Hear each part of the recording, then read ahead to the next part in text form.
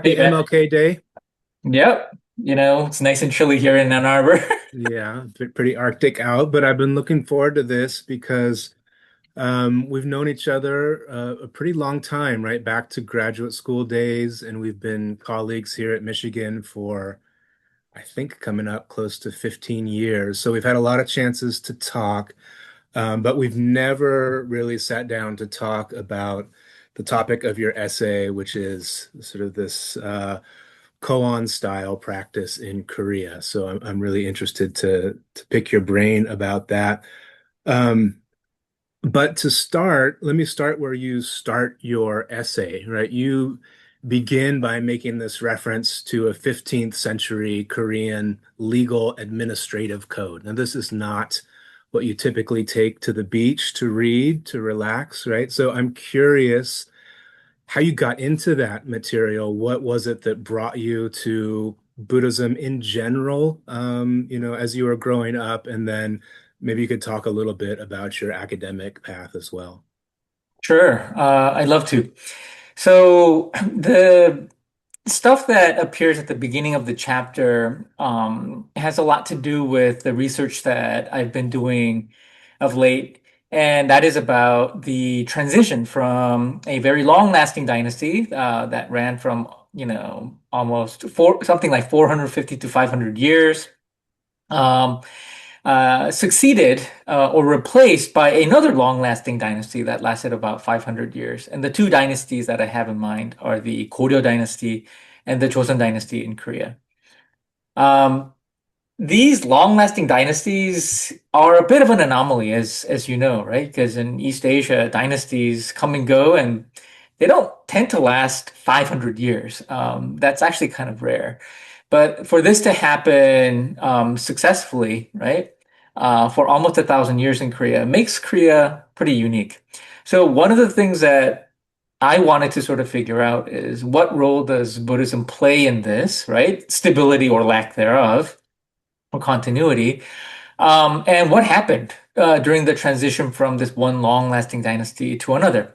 Because usually, if there's enough chaos to warrant the toppling of a dynasty, then typically you'd expect some chaos to continue to follow, but you don't really see that. And I think there are some interesting conditions that probably made that possible.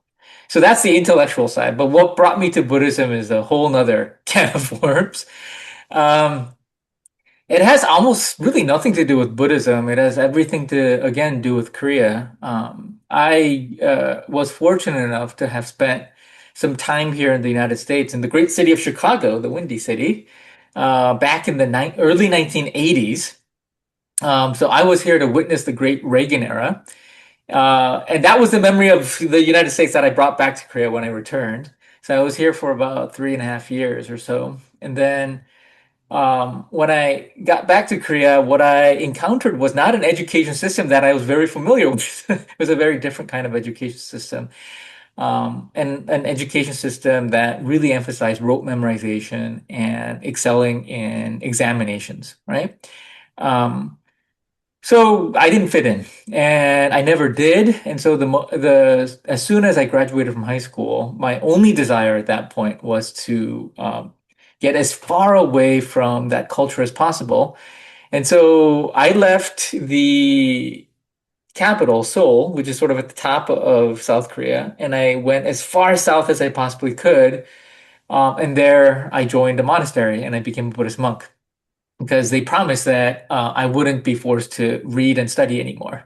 So, and they promised to give me really, really great food, which they did. So all of these proved to be absolutely true. And that was my real entry into Buddhism. Though, of course, I grew up Buddhist. My family's very Buddhist and so on. I had enough exposure, but really kind of the sustained exposure to the ins and outs of life in a Buddhist monastery, that really started from this point. And then from there, some very odd things one thing led to another, and brought me here to the United States, where I decided to pursue a PhD in Buddhist studies Hmm. And here, so initially here in when Michigan. yeah, yeah, I want to ask a little bit about that. But in terms of, so we're going to be talking about koans or cases or gongan in Chinese. And so I'm curious, when you were spending time as a monk, were you exposed to these cases? Was that a part of your monastic training? Actually, that's a really good question. Only because my teacher was a bit of an anomaly, and he was renowned for refusing to actually follow the bigger trend, which was to firmly situate the identity of contemporary Korean Buddhism, the Jogye order, the celibate order, in something that would look a lot like what you'd expect to see from a Song Dynasty Chan text. Um, where people are engaged in the study of koans, right, and so on. But I didn't get any of that as a Buddhist monk myself. My teacher was somebody who made a name for himself by emphasizing a sort of chan that really emphasized the practice of nianfuo, right, or nembutsu in Japanese, right, reciting the name or being mindful of the Buddha Amitabha.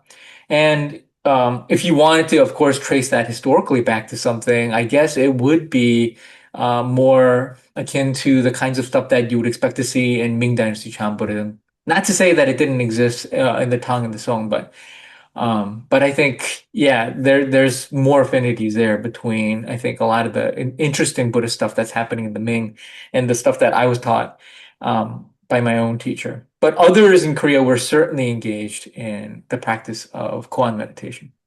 Mhm. And so you mentioned the transition from monastic life to graduate school, and in some ways, there's a lot of parallels between graduate school and living in a monastery, right? You I have the noticed. vows of poverty and discipline and so forth. And so I happen to know that in graduate school, you became a great specialist in both the Chinese Chan and the Japanese Zen tradition, writing your dissertation on this phenomenon called meditation illness. And then later in your career, you started to move more towards Korean Buddhism. And so you're one of the rare scholars, I think, who has a very deep understanding of almost all the different iterations of Zen in East Asia. So I wonder if you might want to say a little bit about that intellectual journey, how you started to move through those different cultural and historical contexts to arrive at the kind of work you're doing today. You're right. Yeah, that's another really great question, point, comment. Um, so the move between China and Japan, that came about because of the dissertation topic that I chose. And, in hindsight, I was trying to wonder if it was the right choice, right? Because it did require me moving in between different geopolitical areas, right? But so I started off actually studying medieval Chinese Buddhism because that's what my advisor, right, Robert Scharf specializes in. But what I discovered while just combing through some Song Dynasty Chan texts was all of this stuff about meditation illness. And I got really interested because there's really no literature really. At the time when I was writing my dissertation, there really wasn't much on the subject. So I started looking around and I found some really random things, which, for better or for worse, made their way into my dissertation. But where I think I found the most interesting material regarding this issue was in Japan, in early modern Japan, from the Tokugawa period. And really kind of all stuck in the writings of this one very famous Zen monk, Hakuin Ekaku. And so that's what led me to sort of make that fortunate or unfortunate jump or leap from late medieval or early imperial China to early modern Japan. And I just kind of fell in love with all of the stuff that I discovered in the Japanese Buddhist context because it was weird. And it's very clear that the beginning of the Tokugawa period was this period of real exploration just because there was so much change happening, right? The archipelago was united and there was a lot of different laws and regulations that were being placed by the Bakufu. And I think the temples and monasteries and Buddhist monks were all trying to figure out what was going on. And on top of all this, you had the collapse of the Ming Dynasty, which is forcing all of these Chinese monks to bring all these new publications over to Japan. And now you have this wealth, this stupendous wealth of information that you need to somehow do something intelligent with. And that's what exactly our monk Hakunekaku did. And I found that to be so fascinating. I just got so engrossed in this guy and what he did that I ended up just really focusing on him and his work. And then I worked myself backwards from the incredible scholarship that he left behind to see where he got his information about Zen illness and to see if I could also make some sense out of it as well. So that was my journey in between China and Japan. But then when I got my first job at the University of Toronto, I had some really great colleagues who in Korean studies who continued to encourage me to look at the Korean material as well because they were right. It's very interesting, very important. And that's when I started to realize that a lot of the more conceptual problems that um, interested me, that they could be also explored in the Korean context. And so I've continued from that point onwards to focus more of my attention on the Korean material. And that's what brought me to the 14th century, the long 14th century, Korea under Mongol rule, which I think is when a lot of these conceptual issues started to become um, very clear and very problematic. Hmm. Yeah, so you brought up Hakuin, and I was thinking, when people think about cases, koans within the Zen tradition and the Zen tradition in general, I think the kind of thing that they might imagine is someone like Hakuin. And so Right. he may be familiar to some listeners, but he was this very, very creative, sort of cantankerous, artistic, great painter, great poet, great writer, really forceful personality. And I think when people think about the Zen tradition, it's imagining masters like Hakuin and many, many others that we could name who, by the force of their own sort of brilliance and charisma and power, they train their disciples, challenging them with these various exchanges, these cases, helping them to get insight into whatever the truth of the teachings is that they're trying to highlight, right? And so from person to person, and we have this transmission through the ages and through different cultural contexts down to the present day, right? That's a typical way to think about Zen, and no doubt Mhm. there's a lot of accuracy in that. But one of the things that your essay really drives home is that for all of this to work, there is this much, much larger context that is necessary. And one of the things that you are making clear is the role of the state in both preserving, maintaining, and controlling the Zen tradition. In this case, in Korea, but it's not unique to Korea, of course. Similar things are happening in China and Japan. Mhm. So, for example, I think it may surprise some people to learn that prospective monks had to pass a state-held exam in something like meditation, right, to become a Zen monk. And so I wonder if you might talk a little bit more, in maybe a more general way, about the relationship between say, the Sangha, the community of monks and nuns, and the state, and how that worked in Korea. Oh, in the case of Korea. Yeah. So Korea is a very interesting case in that particular regard because, in a way, because our understanding of Korean Buddhism was so poor for a very long time, because it really lived under the shadow of the study of Chinese and Japanese Buddhism. In many ways, it was always being filtered through those two lenses, and this created some obvious problems, right? Um, Now, the first thing to note is that Korean Buddhism is very different. So, for example, if you are a Sun, which is the Korean pronunciation of the word Chan or Zen, right? If you're a Sun monk, um, and you were literate, right? And you came from the right family. You most likely were going to try to take a study to be prepare yourself for a official clerical examination, which lasted all throughout the Goryeo dynasty, which lasted roughly from the early 10th century all the way down to 1392. And the clerical examination system was tied to an official bureaucracy, right? That was managed by the state and was really for the state. And the way I explain it in my publications is that really the Goryeo dynasty had a separate wing of its central bureaucracy that was really devoted to some to maintaining and keep to run something that I call the royal cult. And this was a very important matter. And as you can probably imagine, during the height of the power of the throne, you're going to see a lot of the wealth and power of the throne being thrown at and to support the Buddhist establishment for precisely this reason. And so the people who were put in charge of the larger apparatus that was responsible for running the royal cult, that would be the members of the clerical bureaucracy. And so the clerical bureaucracy largely split into two paths. One was the more sort of scholastic path that was known as the Kyo tradition. And then there was the Sun tradition or the Zen tradition. Those were the two paths. And within these two respective paths, there were multiple different pathways as well.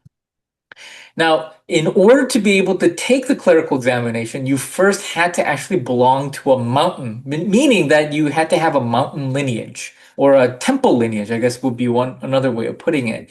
And that usually, it's as far as we could tell, it did tend to coincide roughly with where you received tonsure, meaning you went, you found a teacher, he shaved your head, gave you your robes, right, gave you your dharma name and all that nice stuff. So you now moved on from your secular family to your monastic family. And from that point onwards, you have this official affiliation, which gives you the credentials necessary to once again take the clerical examinations.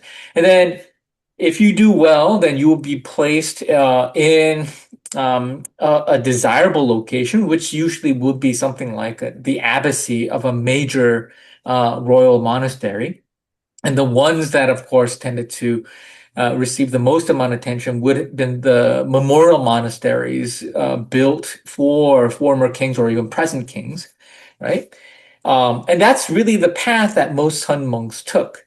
Now, in this context, there's no comparison really to what's going on, let's say, in the Song dynasty, because the monasteries that we're talking about in the context of Korea, these are public monasteries. Although the word public here is what makes it a little confusing. They're public in the state, in the sense that it's the state and the government that's supporting all of this, but it's not the same thing as the public monasteries or the Shifangcha that we see in the Song context, because the abbacies were not open to different lineages. The local governor or local officials weren't necessarily the ones who were making the recommendations for those abbacy positions. And the credentials necessary to hold these leadership positions within the clerical bureaucracy were also a little different in Korea as well. So, given this difference, I think naturally what you see is a different form of learning prevailing in the Korean context. It's really not the same thing. Yeah, so in terms of the public monasteries, so just for people who may not be familiar with it, that's this idea in China that these major monastic institutions are open to all monks. They're not the property of any particular lineage or any Right. particular monk. It's really almost, in theory at least, a meritocracy where the most Right. talented master will rise to the position of abbot. So it sounds like what you're saying is in the Korean context, at least in the 14th, 15th century, they functioned more as state monasteries, as official monasteries, where That's correct. Yeah. the position of abbot then is appointed by the state itself or by a bureaucracy within the state. So when we look at, say, the most prominent, influential Son master in Korea, that person has their position through the grace of the government, not necessarily. I mean, presumably they also have the respect of the monastic community as well. but they Hmm. are holding that position because they've been appointed to it through That's somebody correct. in the Yeah. governmental system. And so then the next question is, why does the government care? Why are they exerting all this time, effort, energy into selecting, appointing, funding, keeping this institution running? What's in it for them? Well, that's another really excellent question. For the bureaucrats, and I'm talking about just real bureaucrats, these are people who saw themselves as people whose identities revolve around this notion of service, right? In government as a bureaucrat. They, of course, weren't necessarily happy with the idea of spending, all of the valuable government resources on maintaining what I'm calling the royal cult.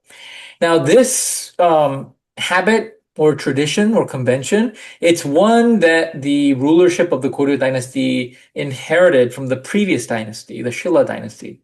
And in a way, it belongs to a larger cultural sphere that it would extend to the northern dynasties that occupied the northern plains of China. And these are the so-called barbarian dynasties, right?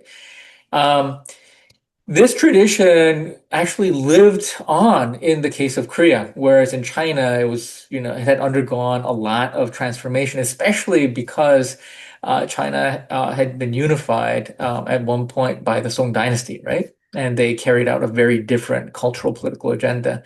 But in Korea, these old ways continued, but gradually they were being questioned by a very powerful bureaucracy. And when we see how the bureaucracy had changed by the end of the Goryeo period, so really we're talking about the 13th and 14th centuries, they were starting to openly question the need for a royal cult. Why? Because, well, why do we need such a thing to actually run a country? And in the 14th century, this becomes a really pointed issue because, well, the Koreans are living under Mongol rule, right?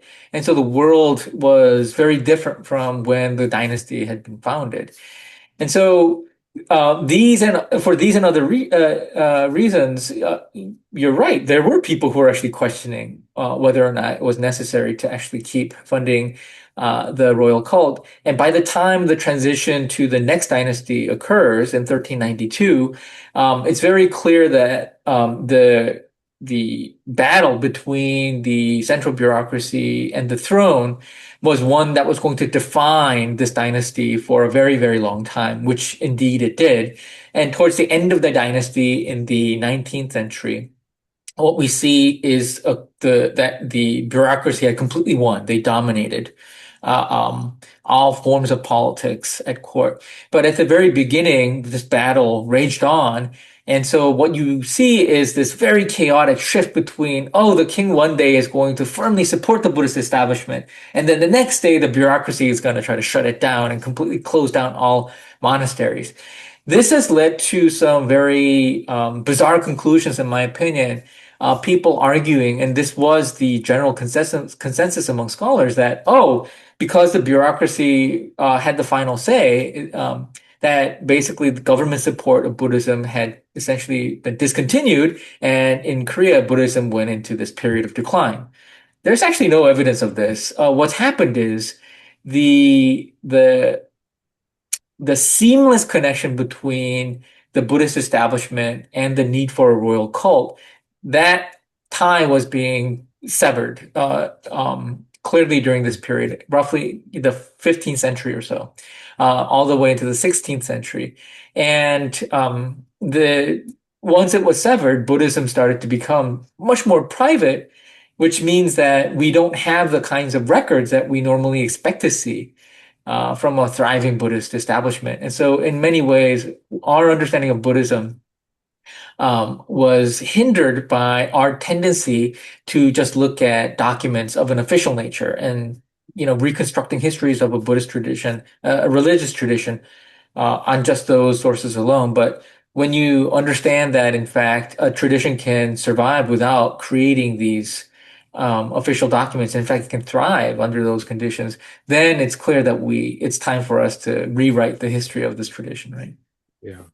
Well, let's talk about one of those documents that we do have, right? Because most of your essay focuses on the monk Haisim, and the text he wrote in English translation is the collection of prose and verse comments on cases of the Son school.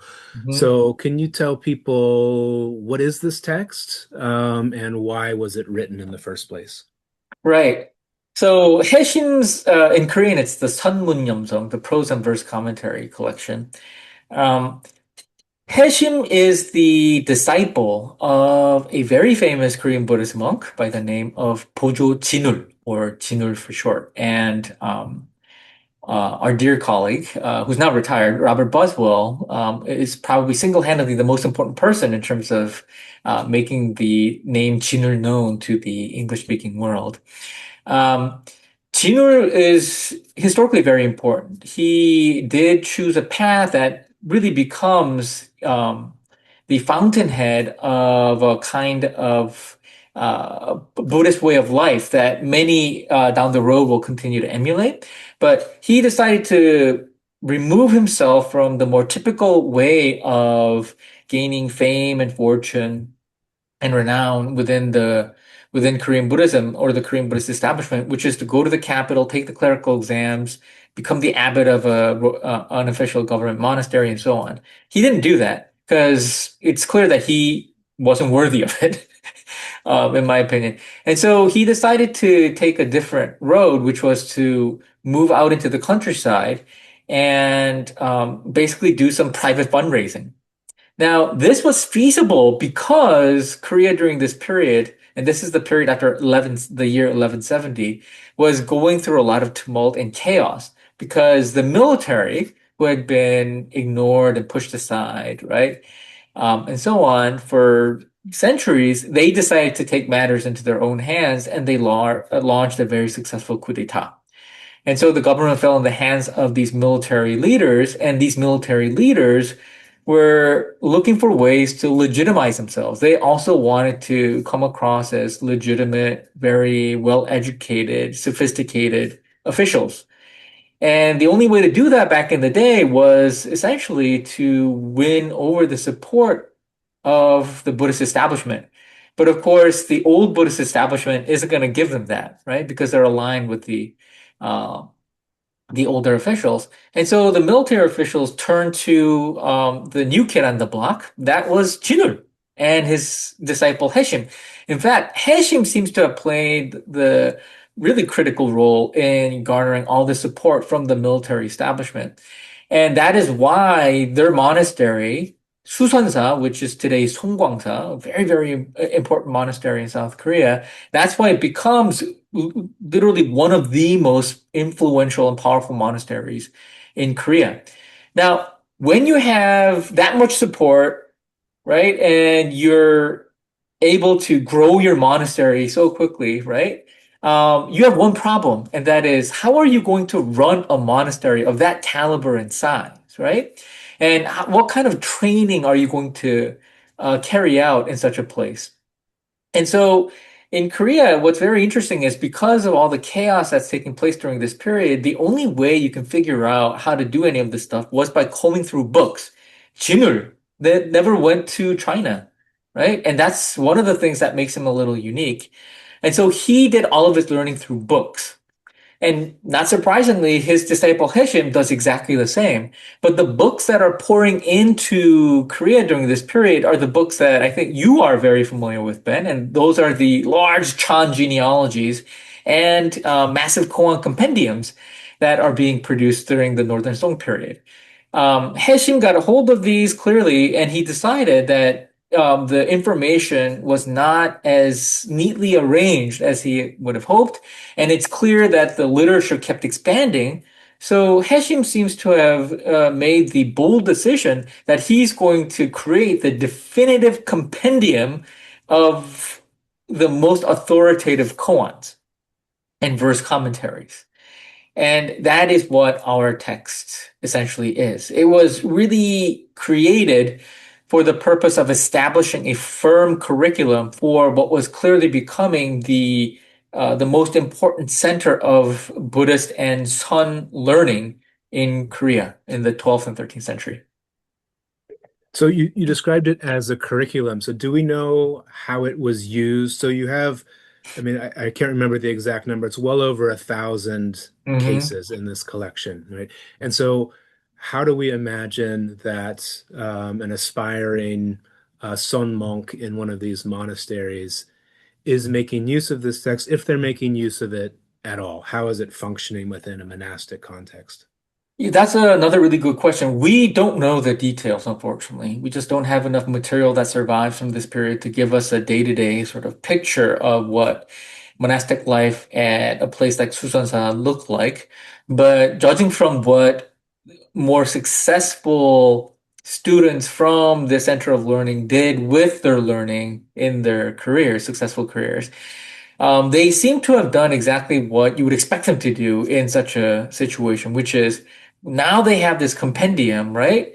So they're going to basically get all the information that is necessary to pass off as a very well-learned and successful Sun master by, well, memorizing the stuff in this compendium.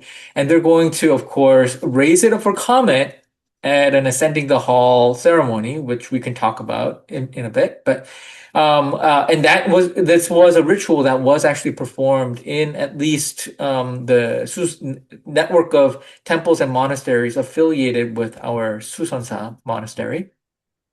And so the Korean monks did what you'd expect, let's say, a Song Dynasty Chan master to do. Albeit there clearly was going to be some differences because this monastery was essentially from as far as I could tell, creating all of this stuff on the basis of what they read rather than what they observed in China. But this doesn't mean that there weren't Korean monks who were familiar with the way these rituals actually were performed in a public monastery in China. Because there were pilgrims who went, they observed, they came back with, Qingui or pure rules, monastic rules texts for these public monasteries, and they try to implement them, right? But it wasn't ever done systematically until we have this network of temples and monasteries affiliated with Susansa. And this effort to create a more rigid and well-defined system, as part of that, what we see is the creation of this compendium, which seems to have served as the cornerstone of a new curriculum, and also the importation of the Changyuan Qingui, the probably one of the best known pure rules or Chan monastic rules texts from the Song period. And so they start to, according to the records that I looked at, there was an effort to actually use those monastic rules in Korea as well.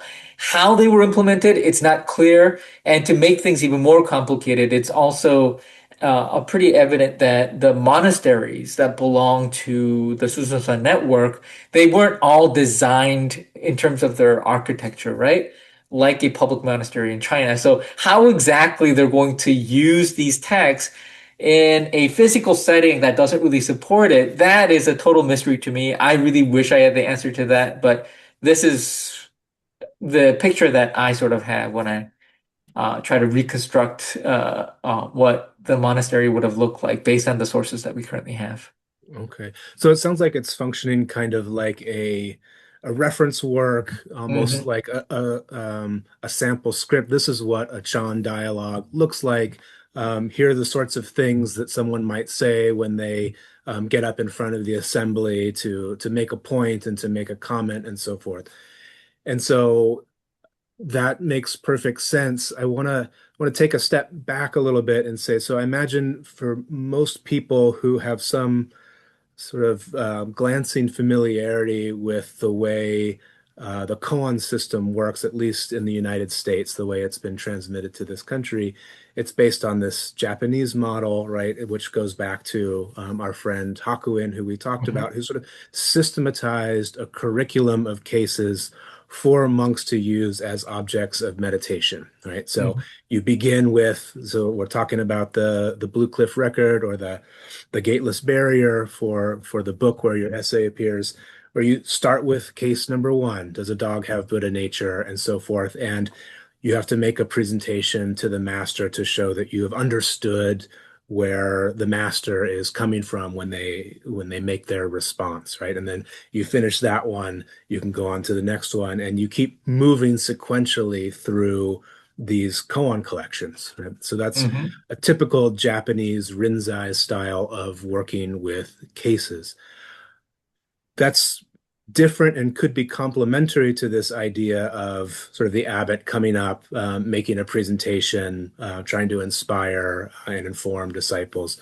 Those could happen together, but do we know, at least in this period in Korea, if these cases were being used as objects of meditation? Is this something that a monk would be spending a lot of time working on in the meditation hall? If so, are they it's just being assigned one or two? Is there a sequence that they're going through like we see in Japan? What do we know about how that's functioning on a sort of soteriological level? Right. Well, if we had that answer, I mean, the Buddhist order in Korea today would be a lot quieter, I think, and more peaceful.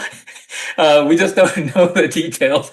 Hence the acrimony about what is Orthodox Sun Buddhism and Sun Buddhist practice. But I suspect that it was probably very different from the kind of koan practice that emerged after Hakuin's efforts to systematize it. Very different. There probably wasn't a sequence. And what people had were just access to this very, very large compendium, and they were free to study it in any way they saw fit. But what also is clear is that both Chinur and his disciple Hesham, they had the benefit of hindsight, meaning they were trying to create a curriculum after a lot of the more interesting experimentation had already taken place in terms of Koan training in Song Dynasty China. And what I'm really thinking about is the whole silent illumination and Da Hui controversy, and so on. And so, You might have to say more about that for people who aren't familiar right, with what it is briefly. right. Well, I'm going to just speak from Chan Master Da Hui Zonggao's perspective. So, Chan Master Da Hui Zonggao really, for better or for worse, became sort of the spokesperson for the Linji branch, I guess we can put it that way, of Chan Buddhism, which represents, at least in the minds of people who are familiar with these different branches of Chan, the more Subhatist, right? The Subhatist branch that emphasizes the immediacy of enlightenment, right?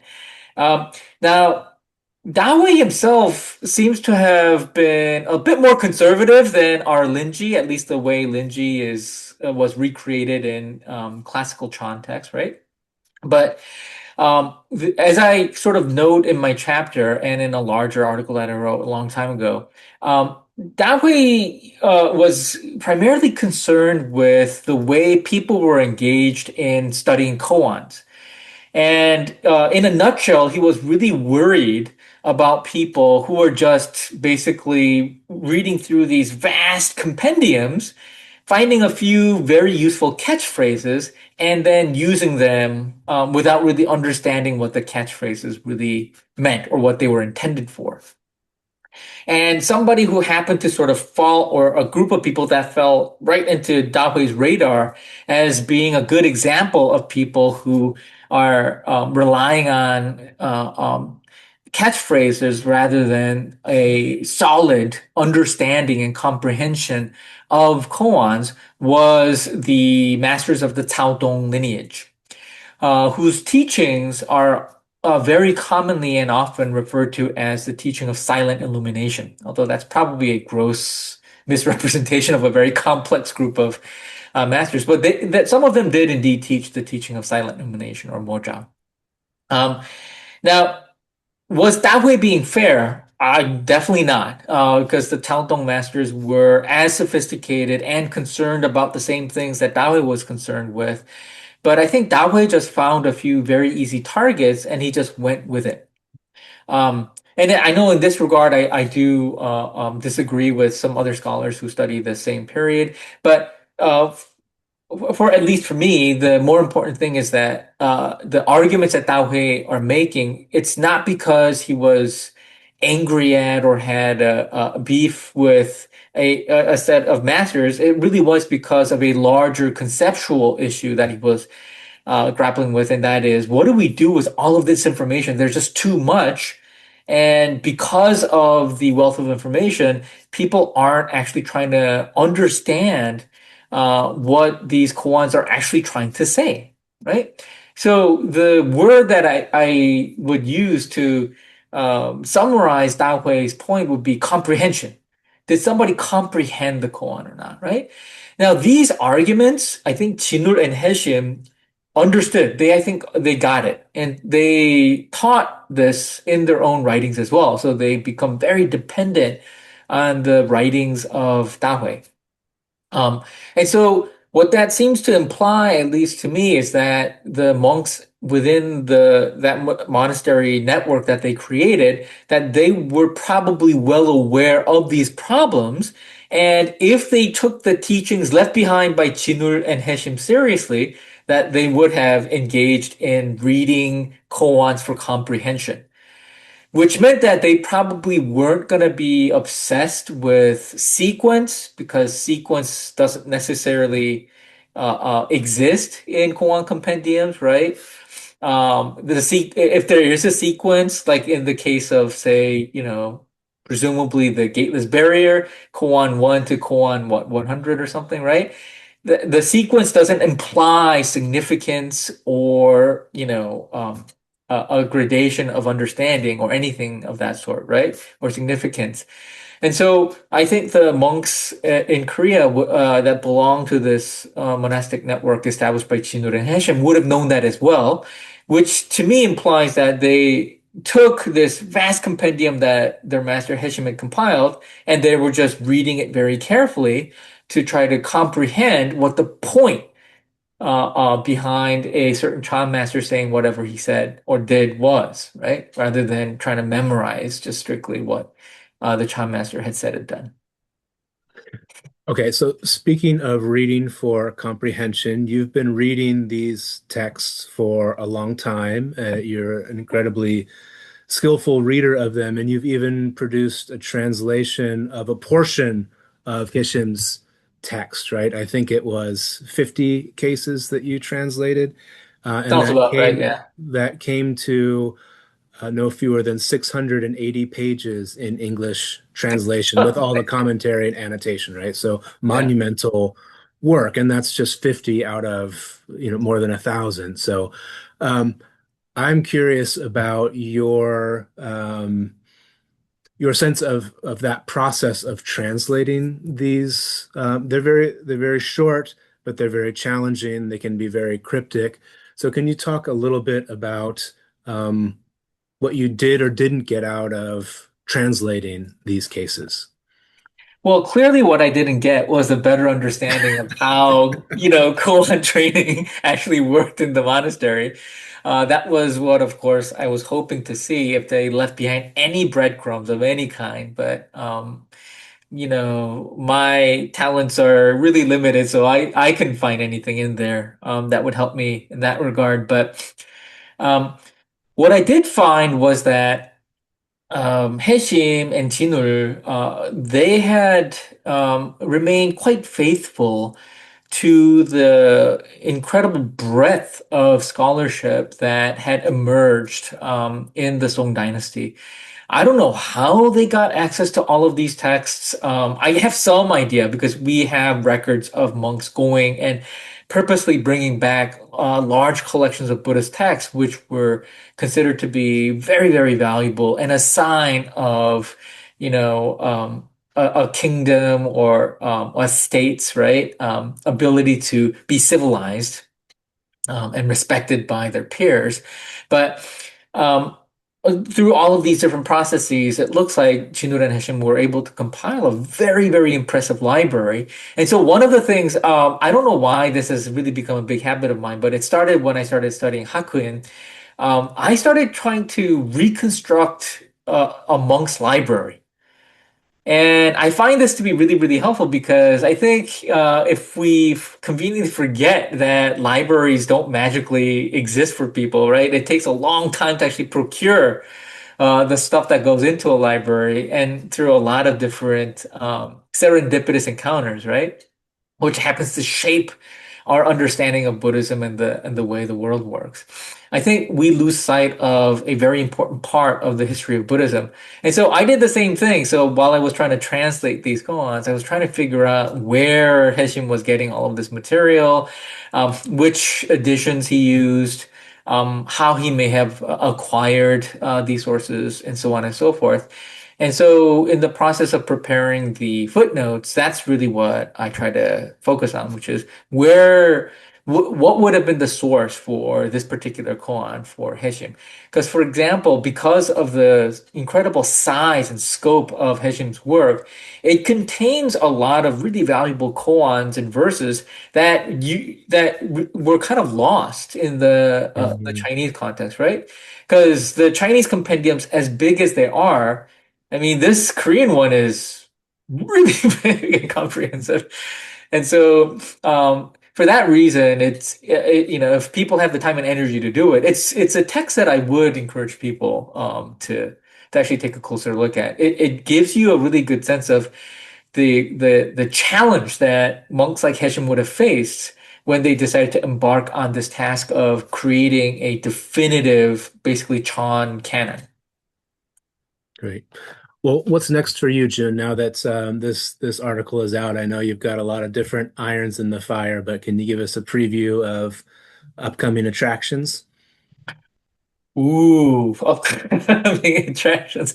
So one of the things that hopefully I'll be able to finish before I retire, we'll see, um, is my next book project, which is really about the 15th century. And I put it that way because I should be saying Korea in the 15th century, which technically it is about. But I say 15th century because one of the larger concerns that I want to sort of address during the in this second book of mine is the question of these broader teleconnections. So I'm thinking about broader climatic shifts, environmental history, things that we can't necessarily associate with human-made problems, right? Although the ultimate point that I'm going to try to make is that, in fact, environmental problems are human-made problems. They're not made by Mother Nature, despite what we actually assume about it.